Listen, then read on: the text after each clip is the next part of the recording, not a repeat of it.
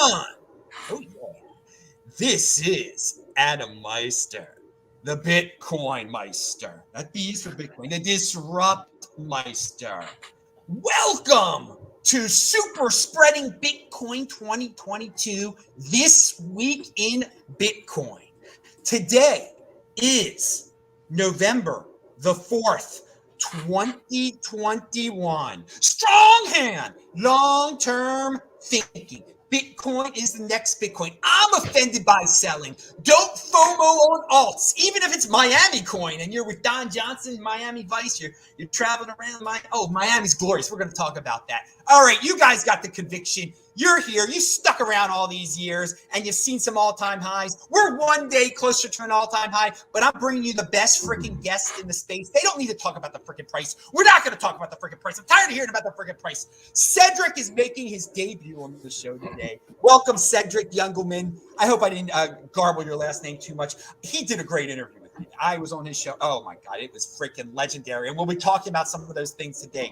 These other two dudes, they've been on the show before, Nico and Heavily Armed Clown, and they were at the Bitcoin 2021 conference, and Nico got on stage, and I mean, he talked about Toxicity, and Eric Voorhees didn't like him, and we're going to have a flashback, and because we're trying to promote Bitcoin 2022. It's linked to below. Use the Adam10 discount code. We're super spreading the news about that, but man, Nico was super spreading the freaking Bitcoin toxicity, and it got under the skin of some Voorhees. Who knows what's going to happen? If you like that kind of stuff, and I don't really like conflicts that much, but some people like that kind of conflict stuff. You don't know what you're going to 2022. Who knows what freaking Miami's going to bring? And we're going to talk about Miami, right? Well, why don't we just start with Nico right now, who's he's down south somewhere, Florida, whatever. And dude, we're gonna start on a happy note because there's news this week that the Fed is going to taper and do all this ridiculous stuff. I don't think it matters at all. But I want to start in Normie land and talk about Bitcoin game theory with some of these politicians who are trying to maybe gain an upper hand on one another. And the mayor of Miami, he's very open to Bitcoin. He's very open to having like normal events where people are like, there's going to be 30,000 freaking people next year at the Bitcoin 2022, April 6th to 9th, God willing. Pound that like button. So tell us about Bitcoin game theory in terms of these mayors competing against each other and your take on that, Nico. Yeah, man. First of all, Adam, thank you so much for having on. Your show is awesome. Always have a great time. Second of all, man, listen, it's funny because the longer you've been down the rabbit hole, the longer you're in Bitcoin, you know these things were coming. Right, because it's just baked into the protocol, right? It's just, man, Bitcoin has the best incentives. They're irresistible incentives, and what you're seeing is you're seeing that play out, but not only on a city basis, you're also seeing this on a nation state basis as well, right? But I find it absolutely hilarious, and a great example of that recently is the mayor of Miami goes, "Hey, I'm going to accept my payment in Bitcoin." Before that, it was that quarterback. I forget his name. Super, like he has 4 million followers on Twitter. He's like, I'm going to accept my paycheck in Bitcoin. You have Russell Kung saying the same thing. Now it's migrated to mayors, right? You have the mayor of Cool Valley saying, anyone move here. I'm going to give them $1,000 of free Bitcoin. The recently elected mayor of New York got jealous because he saw Francis Suarez and he's like, we don't want everybody fleeing to Miami. Come back to New York. I'm gonna get accepted. I'm gonna get my paycheck in Bitcoin, right? So that whole game theory is it's fascinating to play out. Us Bitcoiners, I know, Adam, you've been doing this for years, man. You're a legend in your own right. We've been saying this is gonna happen because it's just so baked into Bitcoin, but it's absolutely beautiful to see this play out. You're seeing this play out everywhere, all around the world, in the Ukraine and El Salvador. Man, this is a paradigm shift, and the paradigm shift is a paradigm shift towards freedom, bro. So I've never been so bullish. I've never been so happy. We're incredibly blessed to live through something like this.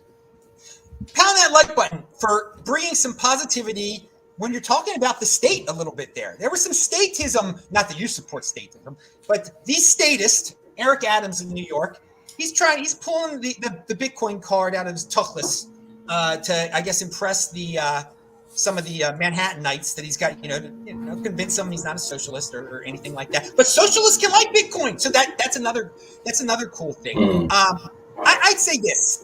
Yes, we are of course one day closer to a governor accepting his paycheck in Bitcoin. Some governor going Bitcoin wild. Okay, it is baked into the cake. Something that's gone under the radar in terms of government. I mean, this pension funding, the firefighters' pension fund in Houston is buying Bitcoin, and I actually think I think it's bigger than Eric Adams in New York because I don't trust Eric Adams whatsoever. And these statist organizations, they have to get into Bitcoin. Okay, this is good. We knew it would happen. They can't destroy Bitcoin. They're playing the game too, okay? But some of them out of the other side of their mouth are ripping on it and saying it's, for rich people and everything like that. So Heavily Armed Cloud, what's your take on the, should we get excited about these statist monsters getting into Bitcoin? And Suarez is an okay dude. He's better than Eric Adams, obviously. But Heavily Armed Cloud, your take. I think at the end of the day, we tend to forget that all these politicians with all of their legalese and their positions of power and their government paychecks are just individuals. And individuals are going to do what individuals are going to do, which is typically act in accordance with their incentives. These are just dominoes, baby. I mean, we're the cool thing about Bitcoin is that we don't have to reach saturation for Bitcoin to succeed. Bitcoin is succeeding one individual at a time as it proliferates throughout the world and more people realize the benefits of Bitcoin, totally exclusive of their politics, whichever direction they may lean on the political spectrum, who they may support, what they may want to try to accomplish. Bitcoin is sort of independent of all of that. And another 10 minutes go by and we get another block, and that's a really dependable thing, and there's not a lot of dependability in this world right now, as our institutions are crumbling before our eyes, and regardless of where you fall on the political spectrum, you're watching a lot of chaos unfold as these institutions crumble. But Bitcoin is something that people can look to and depend on, and I think that that's important. And I think little moves like this, like mayors saying, hey, we're turning this into a Bitcoin city, like those are really good things, regardless of the fact that I may not necessarily agree with anything that person stands for or does. The game theory plays itself out. All righty. Cedric, your turn, but I muted you by accident, so unmute yourself. Can you do that? Yeah. Oh, there you go. Good. Your dog is barking. He's getting excited. I got a COVID puppy downstairs.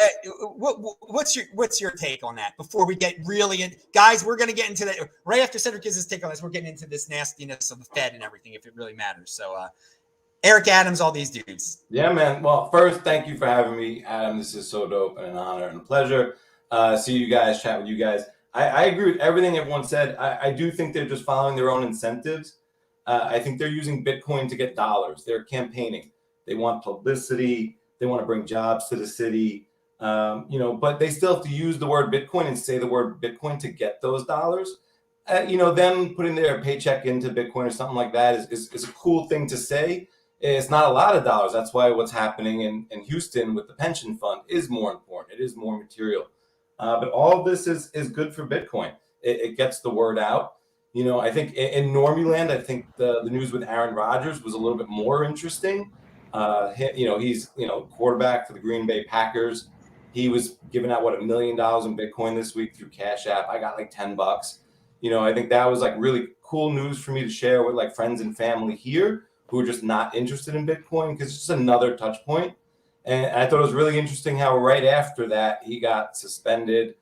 He can't play in the game. They're kind of dragging him in the news. It's very interesting, that sort of that 1-2 punch. So, at the end of the day, these are all drops in the bucket. Everything is good for Bitcoin. I think these are blips. We won't even remember these things 3, 4, 5 weeks from now, probably. But they're all interesting along the way. It's kind of interesting that none of them are doing the things we'd expect to see. Sort of like in the markets. So it's just very interesting what's going on. But yeah, I'm down to kind of kick it back and take it up a notch and talk about what the Fed is doing. All right. By the way, Aaron Rodgers, He's clearly more of a free thinker than most of those guys in the NFL because we can talk about why he was suspended. He didn't take a certain shot, and now they're shading him. They're shading him. Oh, dude, he unique beast. Good job, Aaron Rodgers. Good job for getting into Bitcoin and doing what you got to do. Okay, so the Fed has done something. What they've done, they say they're gonna stop. The tapering is going to start. And a lot of people in the overall finance space think, well, this is that's not good for Bitcoin, or it is good for I don't think. My point is, does Bitcoin even care what the Fed freaking does anymore? I mean, or did it ever? And should anyone care what the Fed? I mean, the Fed is all talk. I mean, they might say they're not spending as much, but then they start spending on some social justice program or something like that. So, I mean, you never know. I mean, their mandate has expanded so much. It's not just to have 2% inflation or whatever. It's like to cure social ills now. So we'll stick with you, Cedric. Here, what was the news with the Fed this week? Did it even matter? Does it matter? Yeah, I'm hearing that they're going to taper their spending or their printing. Taper is a very fuzzy and vague word. So right there, this is just more, loose and fast talk for the masses and to sort of assuage concerns. These are, warning signs are everywhere. Everywhere I go, I'm noticing, kind of big price changes, especially at food places or restaurants, and I'm not getting the things that I want to order. Not everything's on the menu. So I think they're trying to do as much calming as they can. They've talked about this being temporary. At the same time, I was at the restaurant, at the sort of local burger place today, and I was noticing that the prices went up finally a lot. And on the TV, it said, CNN, it said Powell said that inflation will probably last to the end of 2022. So, you could see them moving the goalposts every few weeks or every few months. I think this is just more messaging and communication. Nothing more. I don't believe anything they really say around the programs and lack of spending or spending less.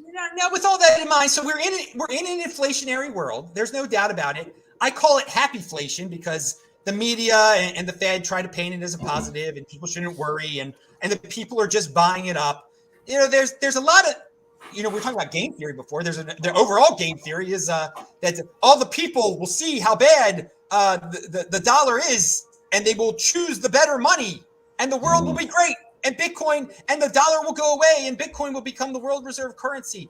I don't see it that way. I've made that pretty clear through the years. And I see, people see this inflationary world that we're entering as something that the people will not take. They will put their foot down, and there will be rebellion. And my view of the inflationary world is it'll look kind of similar to what we've been living in, of just people blindly following the government, statism growing, no one questioning the party line, and a few 20%ers, the 20%ers getting into Bitcoin, living a better life, and the 80%ers being even more envious and calling upon the government to steal from the rich even more. So, Cedric, what's your take on that? In terms of what does an inflationary world look like? Oh, an inflationary world is brutal. It's a red queen's race. You can't keep up with your expenses. You can't keep up with the things you need to provide your family. That's a definition of it. But what will it look like in real life? Will the people really care? They don't seem to care now. Oh, they will care when they can't pay for things. Right now, there was another story on CNN today, and I try to never look at the news, but you said to me, we're going to talk about the news. So I did some research today, and CNN was talking about inflation and about this family who's been hit really hard, and they can't, milk's gone up $1 a gallon, and they use 12 gallons of milk a week, and now they can't get them all. And everyone kind of dragged them and made fun of them on Twitter, including it kind of looked like CNN. But the story wasn't about how it's really the increase in healthcare and the increase in education and the increase in all their other expenses that is the reason they can't get all the milk they want or need. It's not because of the rising price of the milk. It's everything else that's kind of destroying their budget. And there's a tipping point to all of this on a macro level for nations, to how much debt they, accrue, to individuals and families. And I think we're already seeing it. I mean, we're seeing more homeless than ever. We're seeing more suicide and overdoses than ever. We see a complete misallocation of resources, and that can only persist for so long. I do think it's gradually, then suddenly, with all these things, including inflation. There's certain numbers like Preston Push put up. He was talking about how like when money dies in Germany, when it hit 100,000 marks for an ounce of gold, that's when things really went out of control. Then it was like 400,000. Then it was like a million. And it kept going. The numbers didn't mean anything. Well, what happens when like Bitcoin's $100,000, for one Bitcoin? These numbers get funny. They start to run away from you. You start to just add zeros, and it doesn't matter to some extent. So there could be a melt up. People are going to think they're getting rich in the next year or two. Everyone's gonna say my house went up 30%. I'm wealthier. My stocks went up 32%. But that's just you're keeping up with money printing. That's all you're doing. You're staying even at best. But that will sort of blind them through this, and it'll let they'll boil in the pot a little longer. But I do think instead of like the world changing of say the next 10 years, like the world changing 100 years in the next 10 years, I think we're 2 years in, and I think we're looking at a 5-year. The world's going to change 100 years in 5 years. This go around. Well, so we're getting close to suddenly. I don't know when, but I'll say this. I think the world is changing faster in terms of technology, and because of technology, people are living more comfortably. And partially because of technology and living in the freaking metaverse, they won't notice this stuff. You say they're going to say if Rachel Maddow, if he comes on the news, he's a handsome man, that Rachel Maddow. If he comes on the news and tells them that you're richer, they'll believe him. They'll believe Rachel. They'll believe. They'll believe anything that the tube tells them. So I think some people might start to notice it, and they'll just say, "Government, fix this," and the government will send out checks. Maybe there'll be a new disaster again. Quote unquote disaster again. I don't know. I think the governments of the world will be able to pull it off. They will make people more government dependent, and the charade will continue. The money printing will continue. Yes, Bitcoin. We will not be forced to be in their world. We will be great in the Bitcoin overlay. So, Heavily Armed Clown, what's your take on all this? Can they pull it off? Will the normies ever wake up? What is an inflation? And what the Fed even does it really matter to us anymore? There's a lot on your plate there, so take it. Yeah, there's a lot to work with there. I guess I'll start with the Fed. So what the Fed is basically talking about doing right now is reducing the amount of purchases that they're making on a monthly basis, which is how the Fed controls the yield curve, right? So they do this to suppress the interest rates of the debt on the market, right? So by buying debt, they're basically pushing down the yield on that debt by buying it on the open market. And if they start to taper that, what that does is that raises the yield on the debt. And even though they're still targeting like say a 0.25% discount rate or whatever it is, it changes the valuations of things across society because investors use discounted cash flows in the discount rate and yield on debt to determine valuation models for everything. That goes for equities. So like a single 1 percentage point move in the forward yield curve moves equities down by like 25%. So like a lot of the laymen don't really have a good grasp on how much debt and the debt markets and the Fed's manipulation of the debt markets affects like all of society. But if you look at it on a broad basis, we're more leveraged than we've ever been in the history of humanity, right? I mean, the governments are all broke. Huge portions of their GDP go to just servicing this debt that already exists on a yearly basis. These governments, they don't produce anything, right? I laugh when Powell says that the Fed is doing even though they're tapering, they're going to continue doing all of the things in their power to support the economy. Well, the Fed doesn't support the economy because the Fed doesn't produce anything. The Fed just prints money, right? And that doesn't support the economy because the economy is supported by entrepreneurs that produce goods and services.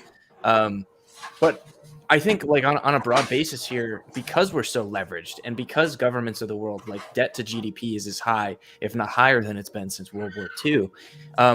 We don't live in Jay Powell's happy little world where they can he can pretend like he's Paul Volcker and they can taper off and raise interest rates and curb this inflation in the butt. If anything, they're going to have to start to accelerate this, right? Because look at the news and they're telling you like, oh, well, what's causing all of this inflation? It's the labor shortages.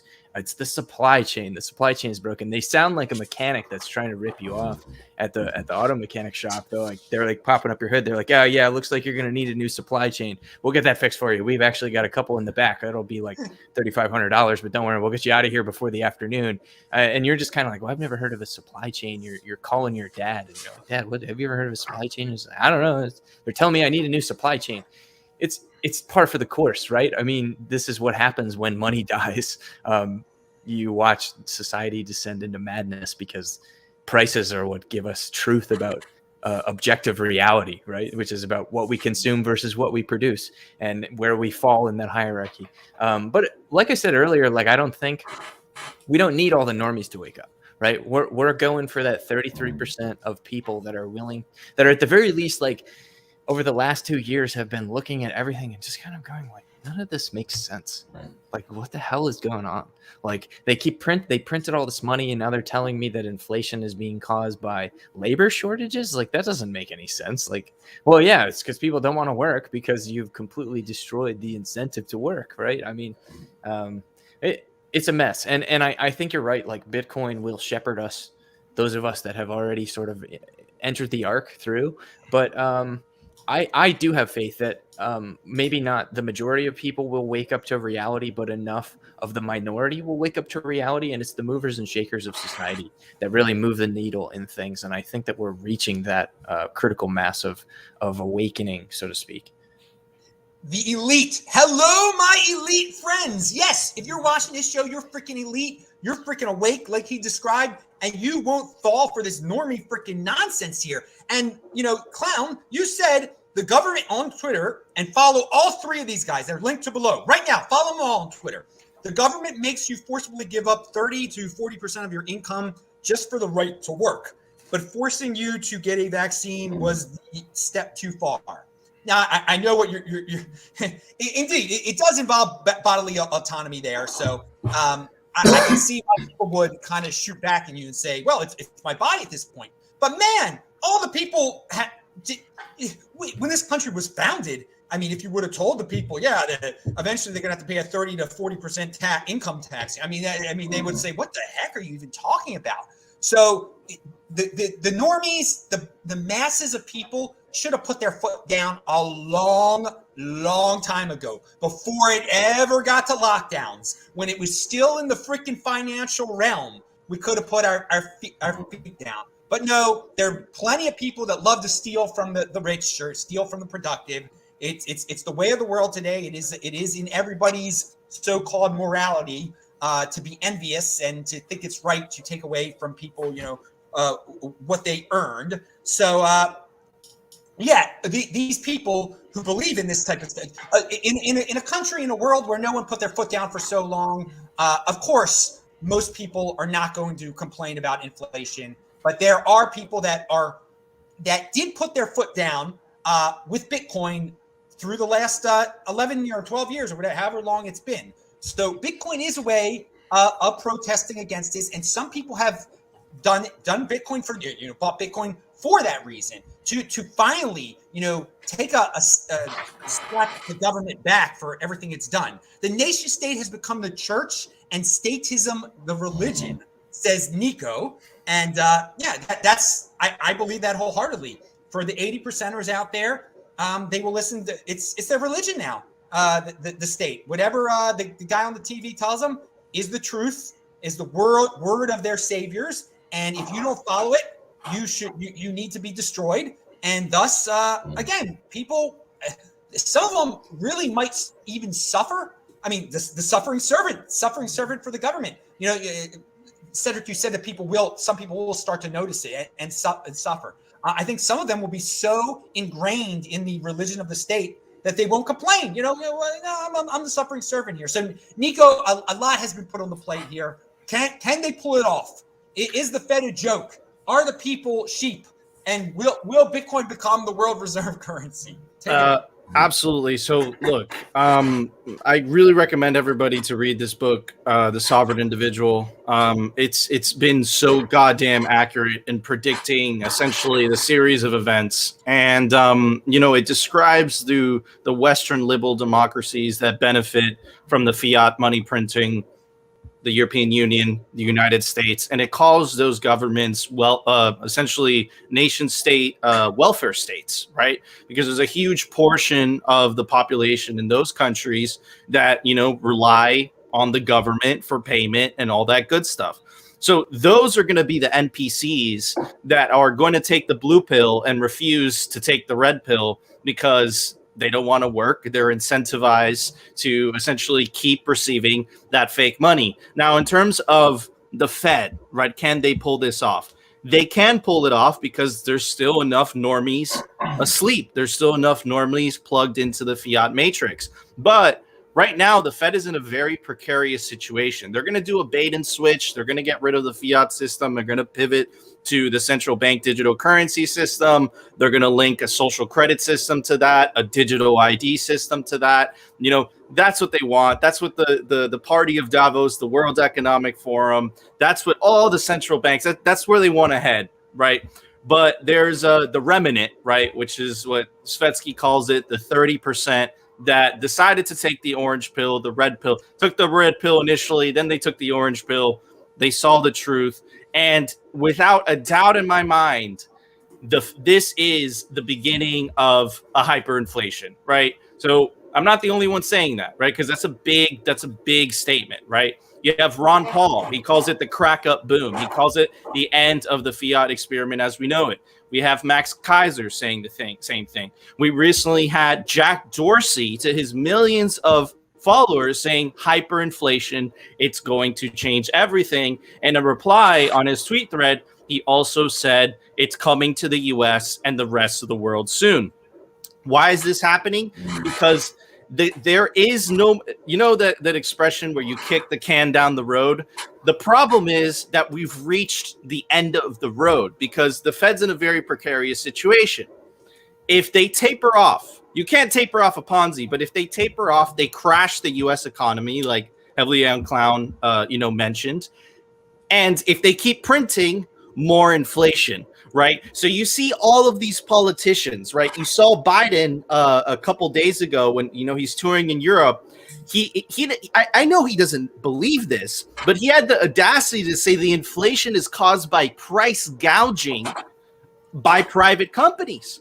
That's insane, right?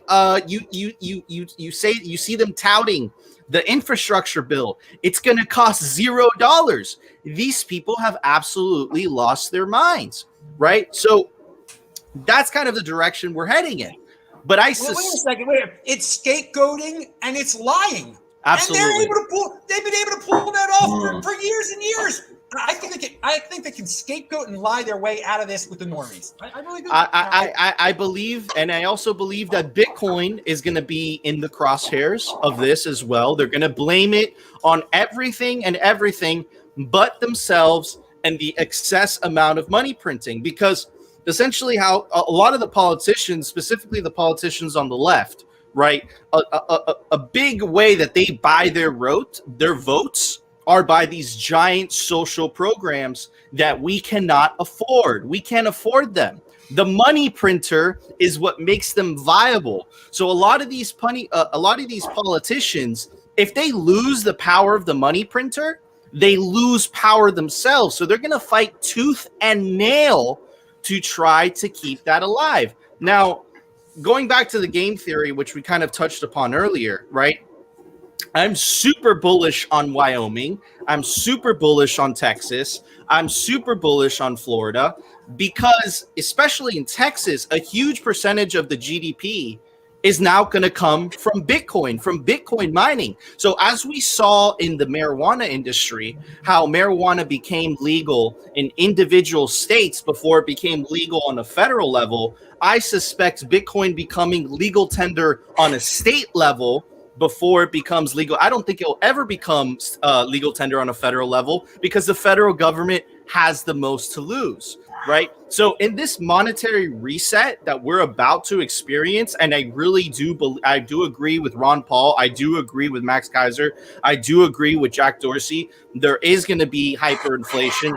Hopefully a large enough percentage of people, right, take the orange pill and decide to opt out of that madness while they switch to central bank digital currencies and bail themselves out. What worries me, though, is that the same thing, kind of the similar thing, happened back in the late 1920s, early 1930s, and FDR. Essentially, what he did was he made gold illegal, right? And he offered everyone in America a shit coin called the dollar, in return for that gold. And then he artificially made the price of gold go higher. So essentially he stole from his citizens, gave them a shit coin, and then he kept sound money. I suspect that anybody that has Bitcoin on exchanges is going to get fucked, right? And the only way that you protect yourself from this, if they do 6102 Bitcoin, is having self-custody of that said Bitcoin and using the power that comes with Bitcoin of sovereignty and being able to take your wealth with you. Pound that freaking like button. I'm going to say I don't think there will be hyperinflation. You mentioned the Fed coin. I don't think there'll be hyperinflation in the United States dollar. I think in other countries there will be, of course. But the Fed coin gives them that option for negative interest rates, which is, that's a big thing. That's a big card in their hands. And the convenience of Fed coin, people, the normies, will indeed love it. I do like what you have to say about states going their own way in terms of money. If a state made Bitcoin legal tender against the wishes of the federal government, that would be freaking awesome. I can see that happening. Cedric and Heavily Armed Clown, do you have any comments to what Nico said? Because Nico said a lot there. Anything? I agree.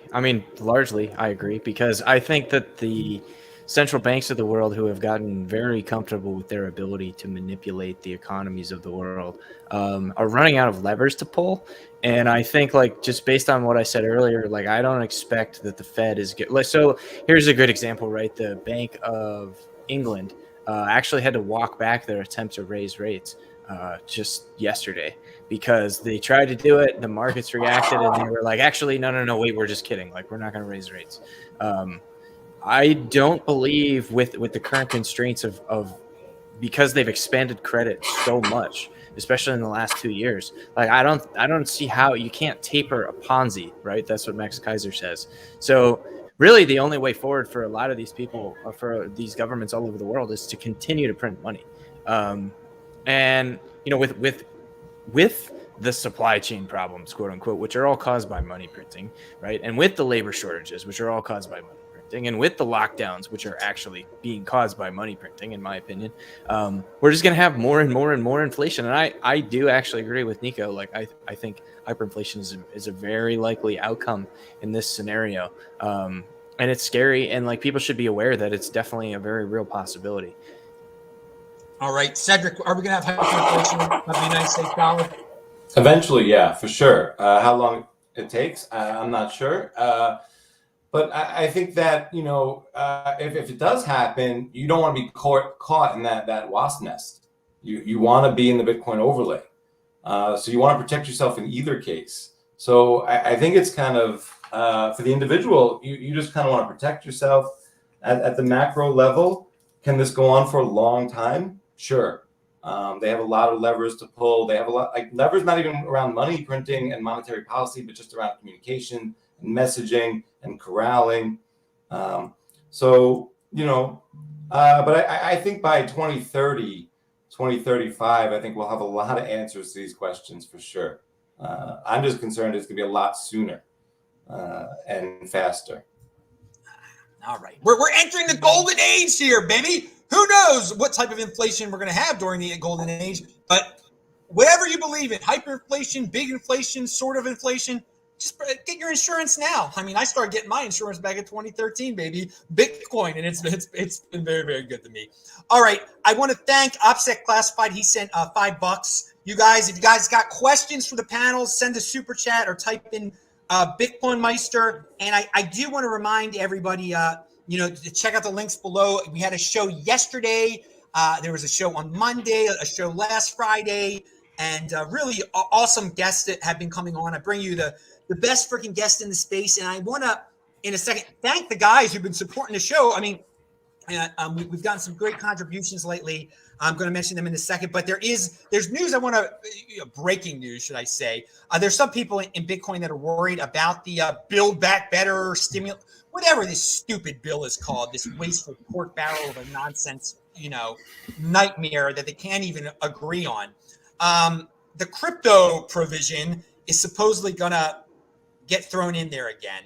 And it doesn't look that good, but I do want to say that the crypto provisions don't go into effect until 2024 for fiscal year 2023 reporting. We can try to get them repealed or amended before then. So I do want to say this, something that this ludicrous spending bill has done. It's organized certain Bitcoiners on a political bent to fight back and to campaign and to show these government goons that this is a big constituency, and they can play the game also. Now, I hate the game. I hate the political game of bargaining and trying. And I mean, it's fascism. Pick us over them. Don't penalize us. Penalize them. It's disgusting.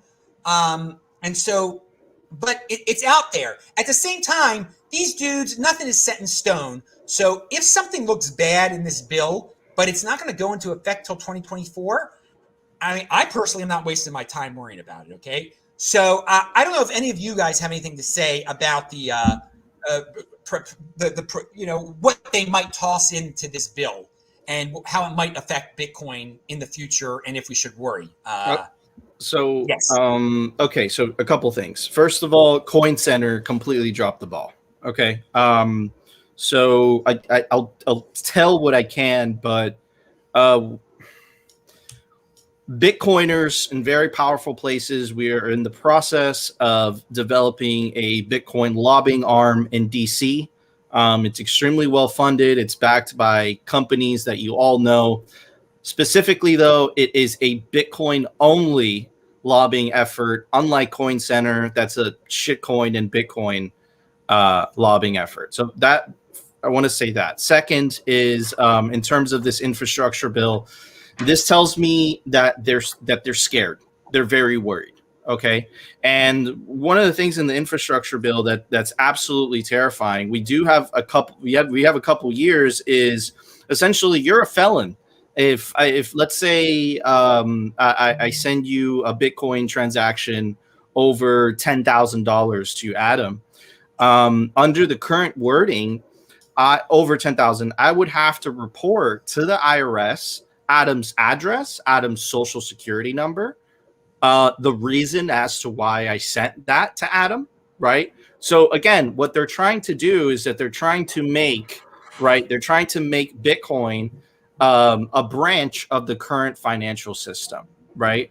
So it's very scary stuff. This was snuck in the last second, not by an elected official. It was snuck in the last second by the Treasury, because they do see Bitcoin as a threat. Now, is that enforceable? It's not enforceable, but what it does is it gives the government a very big stick to go after Bitcoiners and to make an example out of them, right? So again, I'm highly disappointed in Coin Center. That was their only goddamn job, but the good news is I can't say more right now, but if you guys want to know more, I suggest following someone called David Zell on Twitter, and he's kind of the head of that. And, he'll be able to tell you more information when the time is right. It's time that Bitcoiners take this into their own hands, and they really have a lobbying arm in DC. So this type of BS does not happen, because at the end of the day, Bitcoin wins, right? But like it was mentioned in the book, The Sovereign Individual, what doesn't worry me is Bitcoin winning or not. I'm not worried about that. But what worries me is the transition period. That scares the crap out of me, because the powers that be, like an animal pressed into a corner, they're going to fight tooth and nail to keep the power of the money printer. So it's going to be a crazy couple of years. And then you have hyperinflation maybe coming as well. Holy cow. But anyways, I'm just happy that I'm in the trenches with all you guys fighting this good fight. A Bitcoin lobbying group. That's what I was trying to say beforehand. 5 years ago, you tell me there was a Bitcoin lobbying group, it would have been a joke. And now, I mean, it's a powerful constituency. And I wish it didn't have to be this way. It's so disgusting. The government, Heavily Armed Clown was saying before that the money printing causes this, the money printing causes that. I mean, you can really take it up a level. It's government interference that causes all the things that he was saying. Government. So, first of all, I want to thank again Johny Midas and Johnny NY and Rave Elevator and Scott in Europe. Check your freaking PayPal messages. But Heavily Armed Clown, your take, is it as dire as Nico says? Should we worry about this bill? So I have a bit of a different look at this than a lot of people right now. And I don't know, maybe it's because I'm missing something, and I probably am. But I feel like a lot of the concern that has been heaped onto this, the importance of this infrastructure bill and how it's like a pants on fire situation, is coming from shitcoiners who are afraid that their centralized bag is going to get shut down or rendered useless by the federal government. And that probably will happen. Like, just let's be honest, like it's going to happen at some point. All of the unregistered securities are going to be shut down. Like all of your altcoin bags are going to become worthless. And I'm sorry, I'm not that concerned about that for you. Now, on the other side of that, like I will be willing to admit that the regulators in the United States, the regulators all across the world, they are central planners, right? And central planners are not good at managing new technologies. They're not good at managing resources. They're not good at creating prosperity within a society. In fact, they do the opposite. They hinder that because it's private property rights, which are the foundation of liberty and prosperity, that make people, prosperous. So do I think it's a big deal that we may be moving towards a world where the government's going to want to say, hey, you can't transact on Bitcoin unless, you meet these requirements. If it's over $10,000, you have to provide it. You have to basically KYC the counterparty. That's a big deal for like people who live in the United States. And that's a really encumbering situation, like for the constituency that would benefit from being able to just fully interact with Bitcoin as the open peer-to-peer monetary network that it is. That's going to inhibit them, right? But at the end of the day, this is what central planners do, right? They come in and they mess everything up. And I'm not as concerned about like the impact of this bill as a lot of other people seem to be, just because like it doesn't surprise me that this is happening, and I've kind of expected that this would probably happen because we already have these types of money transmitter, KYC, know your customer, Bank Secrecy Act types of legislations in the current legacy system. And it's really unsurprising to me, but because of the fact that Bitcoin is an open monetary network and it's peer-to-peer, like Nico said, it's totally unenforceable. And all central planning is at the end of the day totally unenforceable because individuals are going to act individually, and you can't take that out of people. So, I don't know. I'm watching from a distance, but I'm largely uninterested, I would say, because I think it may have some negative impacts on our ability to use Bitcoin if we live in the United States. But I think that the days of central planning are numbered. I like what you had to say there. And I will believe it when I see it, okay? Because we have been talking throughout this whole show about inflation coming and maybe people's standard of living possibly going down. And if you try to wreck the freaking most glorious golden age new industry, creating all these new jobs and innovation, you're going to take away people's jobs. There are some senators and congressmen that realize this. I mean, they're quite outspoken, who will draw a line in the sand somewhere. And I think their line in the sand will come before this to allow this to happen, because they don't want a rebellion from the people, and to let this industry thrive, or partially thrive at least, they can claim credit for it. Just like Suarez and what's his face, Eric Adams in New York, they can say they were part of it. Oh, look, we created all these jobs. I mean, creating jobs is a bigger a bigger play with the voters than like I tax this guy. I mean, I think I'll say this about the altcoin aspect of it that you brought up. Yes, there are so many targets out there for the government to get on instead of Bitcoin. They are shields for Bitcoin. Now, I don't want to see these things destroyed. I'm not a destroyer of things, but there are some just big right targets, I think. And so you have a point that some of the anger over this might be coming from people that have centralized entities that they know the government can shut down and can shut down quite easily. And so this is the first step they see, and they're rightfully trying to protect their own butts on this. So for those of you who hate altcoins and hate ICOs and all that stuff, they are shields for Bitcoin. Think of them that way in terms of what Heavily Armed Clown was saying. So Cedric, is this something you care about? The proposed whatever's thrown into this bill, whatever. Yeah, I mean, none of them read it. None of them actually read the bill. Some like intern wrote the bill. Yeah, I mean, long term, I think that the implications of this are terrible. On one hand, on the other, it just leads to stronger hands. I mean, I wouldn't need to sell or move my Bitcoin. I would just continue to spend the shit coin and the Fed coin or whatever else I need to get my goods and services. I think what it does really, though, is it leads to self-censorship. People say, oh, I don't want to get involved in that thing. And it does scare people away, regardless of, to Clown's point, whether they can actually do anything about this or have any real, jurisdiction here. I don't really try to get involved in the minutia. I'm not going to put a lot of energy into campaigning or being an activist for this cause. I think that it is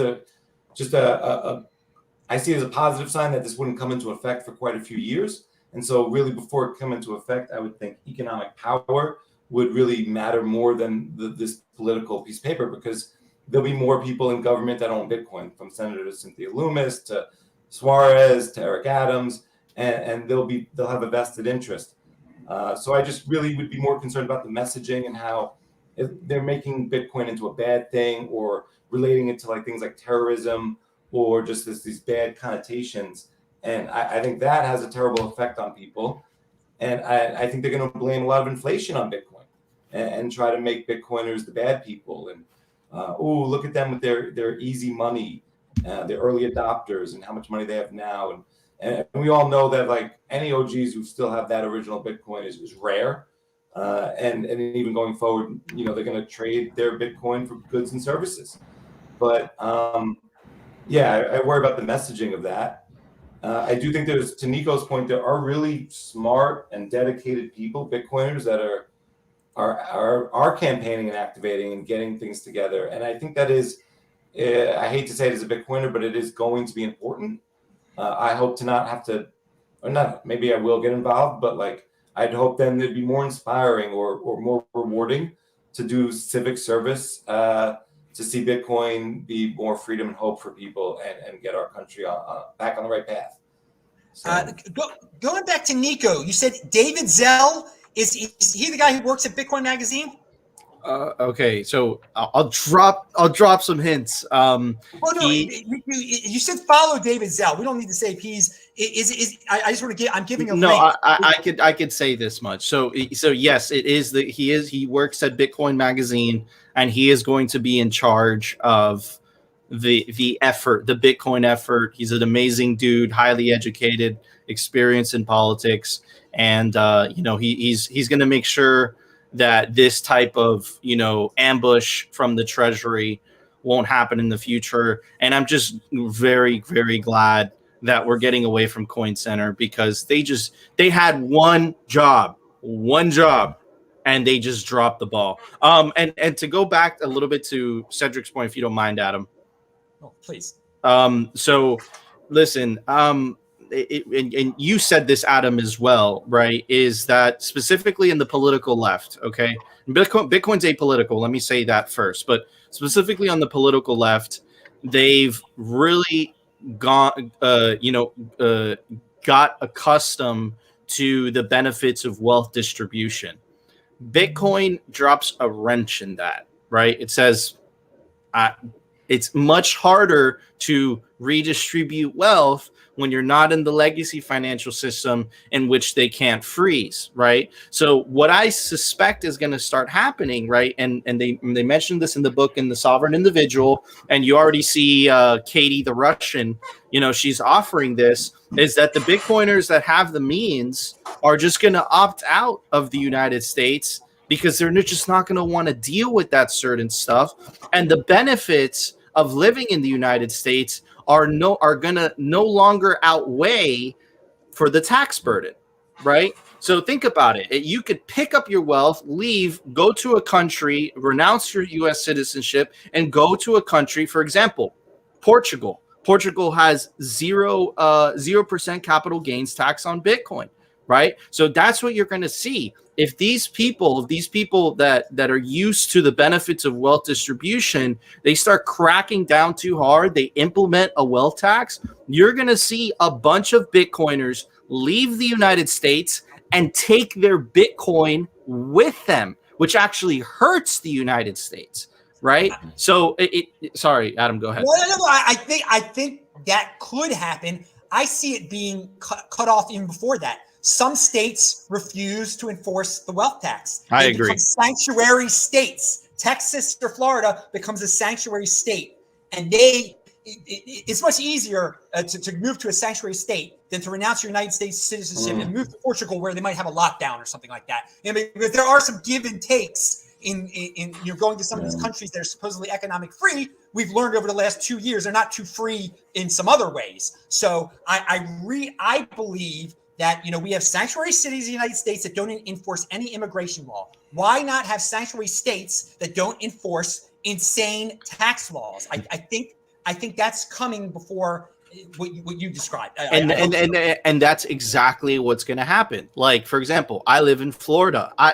The pandemic hasn't existed for 8 months. And then the rest of the country, it's still doing lockdowns. Everyone's free. And a recent stat that just came out, right, is that Florida has the least COVID infection rate without the lockdowns, without the mandates, right? But they don't care because it's never been about stopping this imaginary virus, okay? I mean, I'm not saying it's imaginary. It's a real virus. But what I'm trying to say is that the government used this emergency to justify more power for themselves, right? So I'll go back to what I was saying originally. I strongly believe that Texas, Wyoming, Florida are going to do exactly what Adam is saying. And if they start passing these tyrannical tax laws, they're just going to say, without having to curse. And I don't think they're going to secede. I think they're going to form a loose coalition of doing the same thing. I don't think it has to come to secession. And I think the mere threat of becoming a sanctuary state will end some of this nonsense. And if it's around an election and the sanctuary state governor is running for president and everyone sees that everyone's behind him, then on the federal level they won't pass it because they won't want him to become president. I mean, there's a lot of give and take here, a lot of politics involved, and so it's David Zell. I have linked to him below so everyone can follow him and check him out. Speaking of Bitcoin Magazine, he works there. That's cool. And Bitcoin Magazine puts on the 2022 Bitcoin 2022 event that, of course, I will be at. That you use the Adam10 discount code or use the link to below to get your tickets right now. You get your tickets right now to go there in April 6th to the 9th. There's going to be 30,000 people, all 4 days, different stuff, music, all this craziness. At Bitcoin 2021, Nico, you talked about toxicity, basically, and you brought the toxicity to the stage, and Eric Voorhees didn't like it very much. Can you talk about the need? What you think what happened there? What you think is going to happen? Are you going to be at Bitcoin 2022 in your hometown? And is toxicity a necessity? So there's a lot right there. Okay, so let me break down a couple things. I'm absolutely going to be at Bitcoin 2022. Use Adam's link, get 10% off your tickets. Definitely go. But we're trying. I'll tell you guys this. We're trying to do a collab between the Meme Lords and Simply Bitcoin, which is my YouTube show. We're gonna try to do a live meme review. Memes are a huge, important part of Bitcoin culture, so we want to incorporate that. We're in the process of that. Nothing confirmed, but I can tell you that. In terms of what I said, listen, we're fighting an information war, okay? It's not like a kinetic war. It's not a war of bullets and, death and all that stuff, but see memes or see all the engagement that's happening on Twitter. The World Economic Forum tweets something and you just see a bunch of Bitcoiners down in the comment section. Tweets are like bullets. Memes are like artillery. That's the war that we're fighting in. And in wars, you really have to hype people up and you have to get people motivated, willing to fight. So that morning, I really kind of just in my head, what can I say to, rally people up behind the cause? I think it was effective. That was featured in the Financial Times saying that stupid stuff, that line that I said. And look, it was very simple, right? If you're against Bitcoin toxicity, you're against Bitcoin. If you're against Bitcoin, you're against freedom, right? And I said that for a reason, right? First of all, it's true. First of all, it riles people up, right? And again, it gets under the skin of all the fiat economists and it puts them on a back foot. Because how do you defend that? How do you defend that? How do you how do you go against that? Are you against freedom? Do you not want people to be free? And the reason that it got under Eric Voorhees' skin, which I passed, by the way, when I was exiting the stage, and he didn't have the nerve to say it on my face. He had to say it in front of the crowd, right? The reason it gets under his skin is because he sells altcoins on his exchange. So he needs to justify a reason as to selling these crap coins to people, right? And when I say something like that, it completely debunks his narrative. Now, he tried to rebuttal me, not in front of my face, but on stage, and the crowd just didn't have it and booed him off, right? So again, dude, this is the whole point. This is why memes are so effective. This is why this type of rhetoric is so effective. This is why the tweets are so effective. Because listen, the majority of people might not be paying attention to all the tweets down in the thread of the World Economic Forum or all the tweets down below, Klaus Schwab points. But I guarantee you that a small fraction of those people are going to start asking questions. They take the orange pill, and that's more people in the side of freedom. Whoa, you bring up getting into the paper there, and you definitely triggered the writer, and those writers that came from the national media, they were triggered by everything. The whole thing, they couldn't believe people weren't wearing. It was a super spreader event. They called it, and that's why we're super spreading it for 2022. We're super spreading knowledge, okay? You're super spreading it through the memes. I gotta say, you gave a legitimate reason for aggressive type of talk. Don't be on the defensive, be on the offensive. That's your take. That's your right to go in that direction. I just find it amazing how these mainstream media people they're never going to get it. I think. They get their panties in a wad. It's like the pearl clutching. That the reporting that came out of it that said it was a. So I'm glad the toxicity that you contribute. I don't contribute toxicity. I'm not. But the toxicity that you contributed to trigger these reporters. I gotta laugh at that right there. Speaking of memes, what do you think about NFTs though? Supposedly that's memes. It's me. Do you have any? You just gave your thought on altcoins, but what do you think about this NFT thing? There's no doubt you've been hearing about it a lot. Nico. Yeah. So there was this very famous ETH guy that was like, look, I printed out my Ethereum picture and I put it on my wall. And just to show how worthless NFTs are, I right-clicked it, I put it on my wall, and I did exactly that. Let me ask you something. Could you make a copy of a Bitcoin? No. Could you make a copy of a JPEG? Yeah. So what are you buying? What are you buying? I still don't know. I still don't know.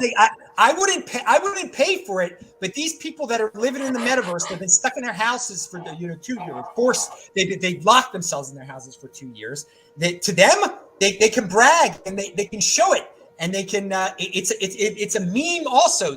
If you gave them away for free, they could be meme spreaders. That's why I brought it up. They're just shitcoin waterfalls. They're just inside player games. That's all it is. That's your guys' take on it. I know. I wanted to hear. I wanted to hear everybody's view on it. I want to stick back with Miami real quick with Heavily Armed Clown. Were you in the main room when Nico was on stage? Do you remember all this happening? I don't think I was. Well, what's your take on Toxicity? And are you going to be at the event? Are you going to be at the event next year? And I mean, I've had you on the show since then. We met at the event. Yeah. It was great to meet you. And that's another thing, people. Again, use the Adam 10 discount code below. You'll be able to meet these people from the internet. And guess what? We are the same in person as we are on the internet. I mean, you can. We met in person. I think you can agree that I'm the same dude. You're the same dude. That's right. Pretty calm dude and everything. And I'm of course going crazy in real life. But will you be there next year? And what's your take on Toxicity? I love it, Adam. I love your energy. I just got to be me, It's, but I won't go to 2022 unless they invite me to speak again. That was the only reason, like full disclosure, that was the only reason I went to 2021 was because they invited me to speak. So if they invited me to speak again, if Bitcoin Mag hit me up, I'll happily come speak again, but I probably won't pay to go. Just personal preference. And lots of people want to pay to go, like more power to you, like go have fun. It is a great time. It was an awesome experience. Right. But no, I wasn't there, unfortunately. Whenever Nico gave his talk, there was a lot going on that weekend, man. That was a busy weekend. Met a lot of people, had a lot of fun. And I was actually speaking on a different stage. So maybe I was even over there during that point in time. But as far as, man, you'll get me started on NFTs and Toxicity, and you won't get me to shut up for the next hour and a half. So, look, the thing for me, I value truth, right? I value truth above everything else. I don't care about anybody else's bottom line. I don't care about playing nice to get along. I don't care about status. I don't care about really. To me, it's all vanity, right? It's all chasing after the wind. So at the end of the day, like I'm going to say what I think is true. And if people think that that's toxic, then I'm going to double down, right? Unless they're willing to present me with a logical reason as to why what I'm saying is incorrect. And if it's because it hurts their profit margins, I'm sorry. I'm not sorry. Woo! That's hardcore. And so Bitcoin Magazine, you should bring him back to speak. He's a good speaker. He's good. He's a unique beast in person and everything like that. But there will be plenty of unique beasts to speak. Andrew Yang is going to be there. Speaking of, what we're talking about, political guys getting into this to benefit themselves. I think he sort of believes in it. He believes in it more than Eric Adams does. I believe. Game theory there for some Eric Yang and people like Yang. Yeah, he's got a cult following, so that should be interesting. So maybe some Yang gangers will just come and they'll become Bitcoiners because of it. Travis Diest is Linear Trav. He just sent $5. He says, "What's up? What up, Bitcoin bros? Thank you for the $5, dude. Thank you, everybody." All right, Cedric, your take on Toxicity, NFTs, and will you come to the event in Miami in April 6th to 9th? So yeah, Linear Trav, he's dope. Thank you for the $5 for Adam. I was at Bitcoin 2021. I did meet Heavily Armed Clown there. That was awesome. I saw him speak with Ben Prentice. They really brought the heat. I think the Toxicity is super important. I could point to Clown's Twitter handle. And when I think of toxicity in the Bitcoin world, I think it's well-intentioned. It's just truth. You're just sharing truth, and it might not be truth that people always want to hear or reckon with. And when, Clown was laying truth bombs on Twitter, I had to reckon with those things, and I had to wrestle with those thoughts. And if I couldn't, counter it or come up with a logic that sort of superseded it, then I kind of had to change maybe my perspective or worldview. And that was just incredibly important in my journey, to go up against people and their ideas and not to get into it about anything but our ideas and have them throw their best ideas at me. It's an incredible, valuable experience. I going to Bitcoin 2022. I'll be there. Really an incredible experience, meeting people in real life. Everyone is the way they are in this format, and it was just really special. It's gonna be like 3-4 times the size. So, and it's a great time to go to Miami and visit it. So, Dude, I didn't know you yet then, so I didn't meet you. We didn't have our interview until July. But yeah, I'll see you. I'll see you there, and I'll get to meet you in person probably for the first time. If maybe I'll meet you beforehand, who knows? Yeah, but I'm looking forward to seeing everybody there. Everybody watching this show. It is great, and I loved it. I was, as I said beforehand, I was gonna hug men. And it's not that I love to hug men, but just so many people weren't used to touching people for so long. But no, Florida, I was in Miami in January, February, March, and in June. Yeah, that's the freaking real world, okay? And Texas, I'm in Texas right now. This is the freaking real world. You people stuck in the freaking Northeast are living in this fantasy nightmare. Baltimore, which is the gutter of the Northeast where I'm from originally, even there, they're scared. They shouldn't be scared of anything.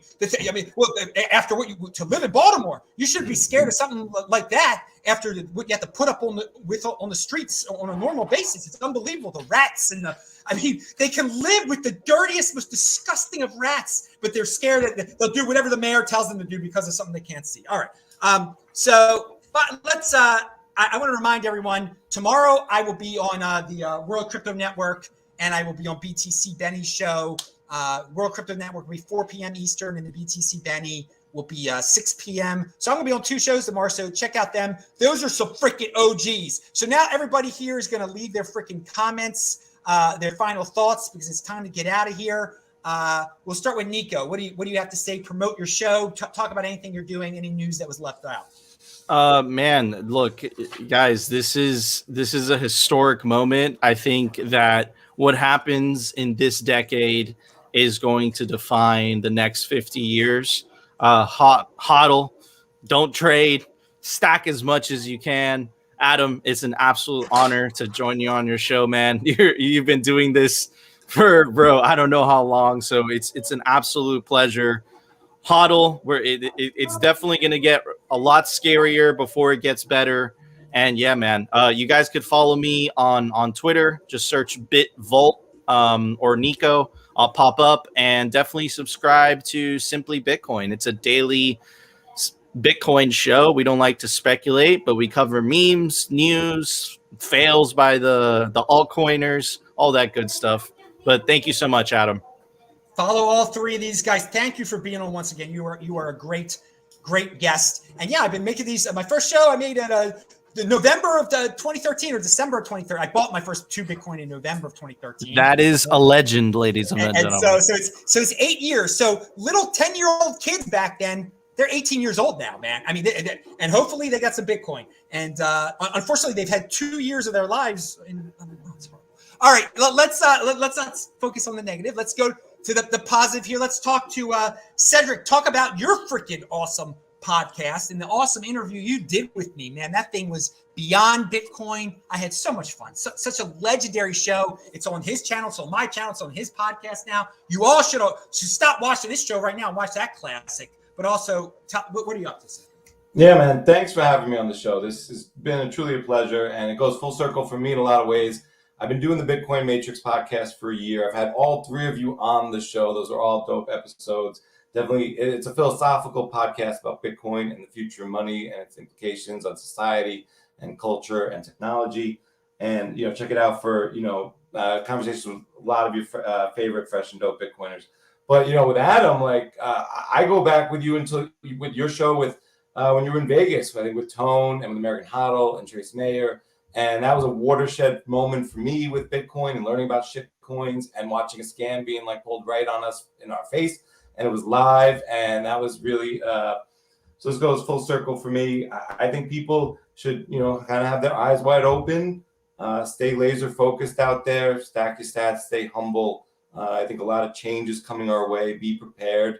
And I just really appreciate being here with all of you guys. This has been really dope. Your debut was freaking glorious. Speaking about freaking Las Vegas and Tone Vase, he's going to have the event there on March 4th and 5th at the D Hotel. They didn't have one in 2021, but Unconfiscatable is coming back in 2022. And I'll be there. And that's a freaking hardcore Bitcoiner event. As Cedric points out, you never know what's going to happen or who's going to show up. Keep it in Vegas. No, we didn't forget keep it in Vegas. We broadcasted it all over the place, and it'll be a blast there again. March 4th and 5th. Tone's got to start promoting it soon. I think tickets go on sale on December 1st. So we will leave it with Heavily Armed Clown. What's new with you, man? Any big news? Anything you got to promote? Any news you just wanted to talk about? So real quick, like Adam, it's always a pleasure. Like I love coming on. Your show is a lot of fun. I enjoy it. And I've been on Ced's pod. I've been on Nico's pod. So everybody should go follow those guys. They do awesome work. And as far as me, like, you know, I'm kind of a nobody. Like I'm just a heavily armed clown, right, on Twitter. And I'm a professional shit poster. And if you like the idea of a striking clownish persona talking about Johann Goethe and Ludwig von Mises, then I'm your guy, right? So just go follow me on Twitter. I'm a meme creator, like prolific memes though, quality memes, top shelf memes, like WTF happened in 1971.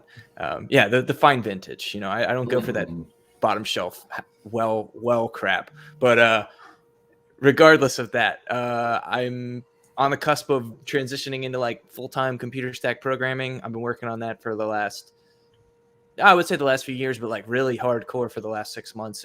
Looking to be employed soon. So if you're out there and hit me up on Twitter, you know, let's talk. This dude is in motion, baby. You're getting deeper and deeper into the technological space, baby. This is going to be a freaking golden age, and I'm glad things are going well for all these dudes, and we're all on each other's shows, and everybody. It's quite a unique beast, group of dudes out there. Best guest in the space I bring you every freaking week. Who knows when the Super Spreading Bitcoin 2022 This Week in Bitcoin show is going to be on next. It might be Wednesday, Friday. Who knows? But just go to Miami next year, dudes. It's going to be a lot of fun. I usually say Shabbat Shalom now, but it's not Shabbat. It's Thursday. So I'll say Shabbat Shalom tomorrow. But everybody have a great day. Whatever you're celebrating, do have a great Shabbat starting Friday night. But watch me before Shabbat starts, and I will stop on Benny's show. I will just cut it off when Shabbat starts here in Dallas. That's the way I roll with it. And I'm Adam Meister, BitcoinMeister, Disrupt Meister. See the links below to all the recent shows. They've been a lot of fun. For you guys who just value your wealth in women, there was actually a hot woman on my show, so you could just watch her and not pay attention to a word I say. I know half of you don't pay attention to a word I say anyway, so you can, be really happy looking at a hot woman instead of looking at a beautiful freaking band here. So pound that like button, everybody. We will see you soon. Go to those other dudes' shows on Friday. Follow these dudes, and let me end it right now. Thank you, guys. Bye-bye. I will see you later. All right, let me end it over